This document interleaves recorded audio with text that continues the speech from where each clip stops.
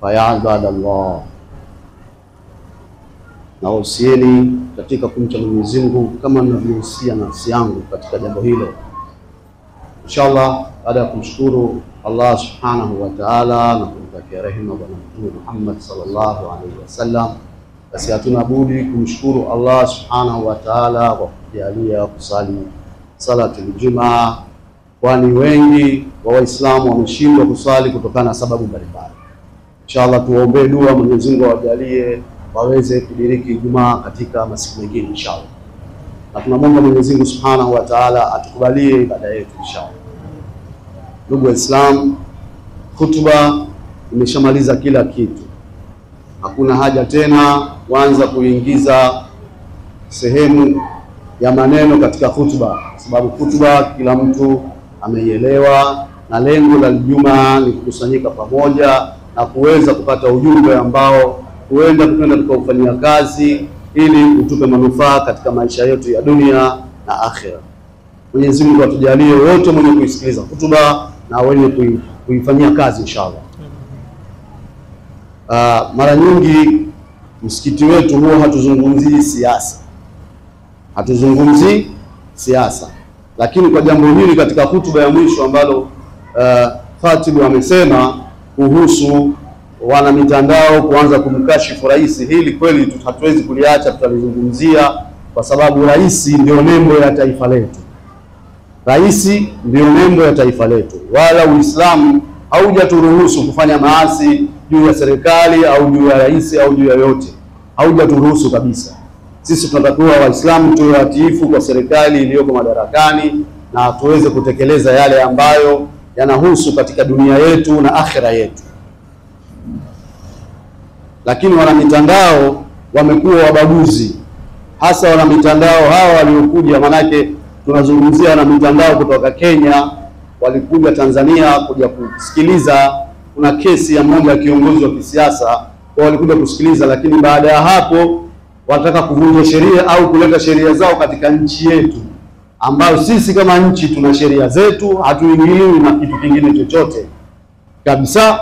Kila nchi imeungana katika Umoja wa Mataifa, kuna sheria za kimataifa lakini kuna sheria za nchi. Kwa hiyo huwezi kutoka katika nchi nyingine ukaleta sheria zako za utawala wa nchi yako ukaleta katika nchi nyingine. Kwa hiyo hawa waliharibu, kwa hiyo wakaondolewa. Baada ya kuondolewa sasa wanafanya kashfa katika mitandao. Hili si jambo zuri kwa sababu wanamkashifu rais wetu, na sisi hili tunalisema sio jambo zuri kwa sababu wana ubaguzi. Ubaguzi ni kwamba wanaangalia upande mmoja lakini upande mmoja na uacha. Hizi sasa hivi kuna vita katika Gaza, Palestina. Kuna vita vikubwa. Waislamu, wananchi wa Gaza, wengine Waislamu, wengine si Waislamu, lakini ni wananchi wa Gaza. Wanavunjiwa majumba yao, wanavunjiwa majumba yao ya ibada, wanazuiliwa sasa hivi hata chakula. Ile nchi imezungukwa na utawala haramu wa Israeli. Kwa hiyo wanazuia msaada chakula, hamna kuingia chakula chochote. Kwa hiyo watu kama kipindi cha Mtume sallallahu alaihi wasallam, Waislamu walipopigwa karantini ya kutonunua chakula au bidhaa yoyote katika maduka na wasiuziwe, wakaingia katika mashaka makubwa sana ya njaa. Ndio sasa hivi Wayahudi wanaitumia njia hiyo kuwazuia Wapalestina wasipate chakula, wasipate mahitaji ya aina yoyote, kiasi kwamba dunia wako wanaopiga kelele, wako walionyamaza, lakini ukweli ni kwamba dunia haijataka kuchukua hatua. Kwa sababu Israeli ni nchi ndogo sana, lakini bado kuna mataifa yana support yale yanayofanya madhila yanayofanywa na Waisraeli juu ya huko. Sasa hawa wana harakati hawajasikia hata siku moja wakilaani kwamba kwa nini Wayahudi tutakuja huko sisi katika Uyahudi huko tuje tupige kelele huko, kwa nini nyinyi mnawazuilia Palestina chakula, au kwa nini mnavunja majumba yao? Jana tu bunge la Israeli limekubali kuvunja majumba ya Palestina ndani ya Palestina, yani ukingo magharibi ile sehemu ambayo wanaitawala wameizuia. Kuna majumba ya Palestina, wanavunja majumba ya Palestina, na wameidhinisha apartments, majumba kujengwa karibu 22 ya Wayahudi. Wanavunja wa Palestina, wanajenga Wayahudi. Yani wanasema, jana anaulizwa waziri mkuu wa Israeli, anaulizwa kwa nini unafanya hivi? Anasema hivi tunazuia, ni njia moja hapo ya kuzuia kutangazwa kwa taifa huru la Palestina.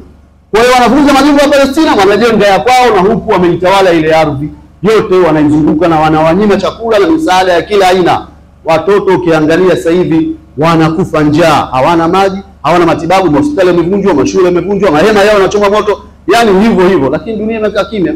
Hatujamsikia hata mwanaharakati mmoja kutoka Kenya akisema la kuja huko nchi ya Israeli kuja kupiga kelele kwa nini mnawaonea Palestina. Kwa hiyo hili ni undumi la kuwili. Undumi la kuwili kwamba huku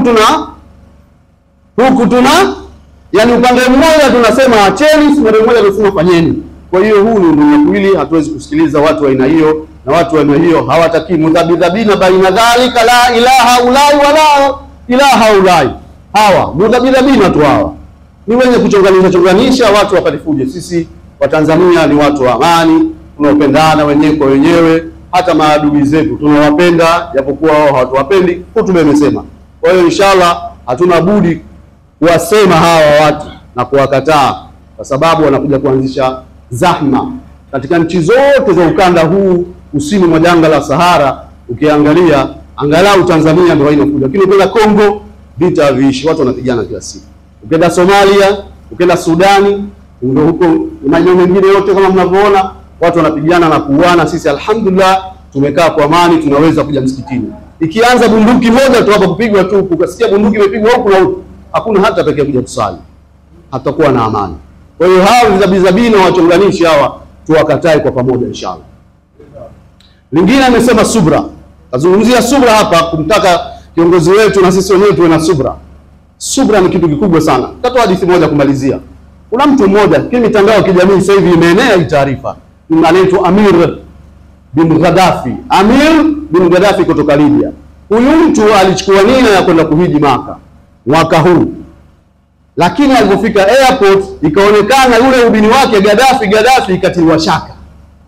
Akawa sasa kazuiwa pale na watu wa custom migration na nini, ikawa haruhusiwi kwenda ndege. Wakati wa kubodi imefika, ikabidi pilot arushe ndege, Amir kaachwa. Ndege shabod, inaonekana Amir hana shida, kwa hiyo sasa inabidi afanye nini? Na yeye abodi ndege. Kufika juu ndege imepata shida, haikuweza kuendelea na safari, ikabidi irudi. Pilot akarudisha uwanjani, wakafanya matengenezo, wakaambia fungueni mlango, Amir apande kwa sababu hana shida. Akasema mlango haufunguliwi tena. Mlango haufunguliwi tena. Amir kafanya subra, yuko airport. Safari ndio kashakosa. Lakini mwenyewe katika nafsi yake anaona safari hii ninayo. Ndege ika take off, ikaondoka tena. Ikana zake huko, ikapata tena tatizo. Ikabidi irudi, safari imeshindikana. Mara ngapi hiyo? Ya pili. Pilot anaambiwa bwana, ushaleta hapa ndege, ifungulie Amir apande. Sawa. Nadhani nilipata tatizo mara 2 au mara 3. Mwisho wa siku pilot akasema bwana, ndege hii nisirushi tena mpaka Amir apande. Ndege hii nisirushi tena, ishakwenda huko, shapata matatizo mara 2, ndege imeshindwa kuendelea safari kuelekea Maka. Juzi tu hapo. Juzi. Mara 2. Imepata shida mara 2, imerudi. Ikabidi pilot aseme jamani, mimi sasa nafungua mlango. Amir akapanda, kitu kimetua Saudia, yuko huko. Mgeni wa Allah akafanya subra, alishakusudia na yule alishaitwa na Allah subhanahu wa ta'ala. Kwa hiyo subra ni kitu kikubwa sana, na kumuomba Mwenyezi Mungu subhanahu wa ta'ala. Kusali na kusubiri ndio jambo kubwa kwetu, hakuna lingine, na dua zetu inshallah Mwenyezi Mungu azikubali. Siku tukufu, siku ya Ijumaa, siku adhim, kila mtu ana la kwake, basi kila mmoja amuelekee Mwenyezi Mungu subhanahu wa ta'ala amuombe. Lakini kabla ya hapo ya kuomba dua, nataka kutoa tangazo kuhusu masala ya kuchinja. Masala ya kuchinja tumekuwa tunalitangaza mara kwa mara, na mara hii tunatangaza, naona kama inaelekea kwa Ijumaa ya mwisho kulitangaza hii. Mpaka sasa alhamdulillah watu wamechanga, na tunaiwa ng'ombe mwingine. Wale ng'ombe 4 tayari watu wake washakamilika. Huyu ng'ombe mmoja bado watu wake hawajakamilika. Kwa hiyo yote yaliyoko tayari. Tumeona katika jumuiya nyingine watu wanachanga zaidi ya 200,000. Zaidi ya 200,000 kupata ng'ombe. Ukienda Mnyadani Pugu sasa ng'ombe wamedhaminiwa wananunuliwa kwa bei kubwa sana. Ng'ombe ambao mwezi uliopita unaweza kumnunua kwa 800,000 au milioni, sasa hivi ng'ombe unamnunua mpaka milioni 1, 500,000, milioni 2. Ng'ombe mkubwa kabisa ambao anaanza na kilo 100 kwenda juu. Sasa hivi mtaona kwenye mabucha nyama inapopanda bei sasa hivi, kwa sababu ng'ombe wanachinjwa, wananunuliwa wengi sana. Kwa hiyo bado tunahitaji watu 4 wale ambao inshallah wako tayari kujitokeza ili kukamilisha uchinjaji wa ng'ombe 5. Kwa hiyo yote alikuwa tayari, basi inshallah aje pale ofisini awakilishe jina lake na kiwango cha shilingi 135 ili aweze kuingia katika kundi la kuchinja inshallah. Basi kila mmoja mwelekea Allah Subhanahu wa ta'ala amuombe kile ambacho atakumuomba, lakini bila kusahau kumwombea kiongozi wetu, kuombea wazazi wetu waliotangulia mbele ya haki na Waislamu wote kwa ujumla.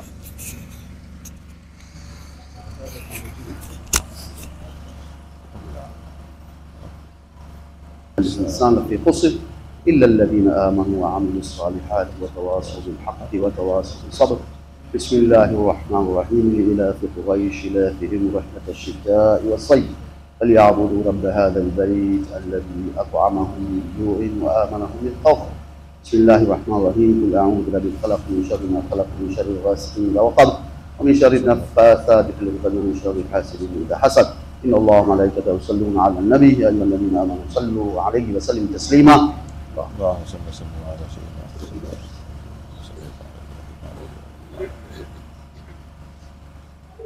الحمد لله رب العالمين والصلاة والسلام على رسول الله محمد صلى الله عليه وسلم. ربنا اغفر لنا ولإخواننا الذين سبقونا بالإيمان ولا تجعل في قلوبنا غلا للذين آمنوا ربنا إنك رؤوف رحيم. ربنا اغفر لنا ذنوبنا وإسرافنا في أمرنا وثبت أقدامنا وانصرنا على القوم الكافرين. ربنا آتنا في الدنيا حسنة وفي الآخرة حسنة وقنا عذاب النار. ربنا لا تؤاخذنا إن نسينا وأخطأنا. ربنا ولا تحمل علينا يسرا كما حملته على الذين من قبلنا. ربنا ولا تحملنا ما لا طاقة لنا به واعف عنا واغفر لنا وارحمنا أنت مولانا فانصرنا على القوم الكافرين. ربنا لا تزغ قلوبنا بعد إذ هديتنا وهب لنا من لدنك رحمة إنك أنت الوهاب. ربنا ظلمنا أنفسنا وإن لم تغفر لنا وترحمنا لنكونن من الخاسرين. اللهم اهدنا فيمن هديت وعافنا فيمن عافيت وتولنا فيمن توليت وبارك لنا خيرا فيما أعطيت وقنا يا رب شر ما قضيت فإنك تقضي ولا يقضى عليك إنه لا يذل من وليت ولا يعز من عاديت تباركت ربنا وتعاليت فلك الحمد على ما قضيت نستغفرك ونتوب إليك. اللهم اغفر للمؤمنين والمؤمنات إنك سميع قريب مجيب الدعاء يا رب العالمين. ولا حول ولا قوة إلا بالله العلي العظيم. سبحان ربك رب العزة عما يصفون وسلام على المرسلين والحمد لله رب العالمين. الله.